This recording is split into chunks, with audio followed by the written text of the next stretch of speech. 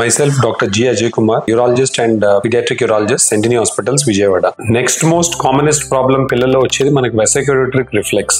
So ఇది కూడా మనకి ఏంటంటే యాంటీనేటల్ స్కాన్స్ లో అంటే గర్భసంచి లోపల ఉన్నప్పుడు 2 కిడ్నీలు వాసినాయా, 1 కిడ్నీ వాసిందా, కిడ్నీకి వచ్చే ఆ కింద పైప్ కూడా వాసిందా అనేది మనకి స్కానింగ్ లో రేడియాలజిస్ట్ కన్ఫర్మేషన్ చేసుకున్న తర్వాత ఇది పై నుంచి వచ్చే వాప్ కాకుండా కింద నుంచి వచ్చే వాప్ అనేది తెలుసుకుంటే దాన్ని మనం వెసిక్యులేటరీ రిఫ్లెక్స్ అంటాం. సో వెసిక్యులేటరీ రిఫ్లెక్స్ అనేది మనకి ఏంటంటే 2 టైప్స్ ఉంటాయి, ఒకటి ప్రైమరీ, ఒకటి సెకండరీ. పుట్టుకతో మనకు వచ్చిన వాటిని ప్రైమరీ రిఫ్లెక్స్ అంటాం. సో ఈ ప్రైమరీ రిఫ్లెక్స్ లో ఏంటంటే పుట్టిన తర్వాత పిల్లలకి యూరినరీ ట్రాక్ట్ ఇన్ఫెక్షన్స్ రావడం తరచుగా ఉంటుంది. సో యూరినరీ ట్రాక్ట్ ఇన్ఫెక్షన్ ఒక భాగం వచ్చి ఫీవర్ అన్నమాట. సో మనకి చేసిన అల్ట్రాసోనోగ్రఫీలో 1 కిడ్నీ వాసిందా, 2 కిడ్నీ వాసిందా అనేది మనం చూసుకోవాలి. తర్వాత ఒకసారి ఇది వెసిక్యులేటరీ రిఫ్లెక్స్ అనేది డయాగ్నోస్ అయితే మనం మిక్చురేటింగ్ సిస్టోగ్రామ్ అని చేస్తాం, MCUG. ఈ స్కాన్ లో మనకి చేసిన తర్వాత కిడ్నీ వాప్ అనేది తక్కువగా ఉందా ఎక్కువగా ఉందనేది మనకి society of fetal urology SFU grading అంటాం, గ్రేడ్ 0 to grade 5. సో దాన్ని బట్టి మనకి ట్రీట్మెంట్ ఆఫ్ వెసిక్యులేటరీ రిఫ్లెక్స్ చేస్తాం అన్నమాట.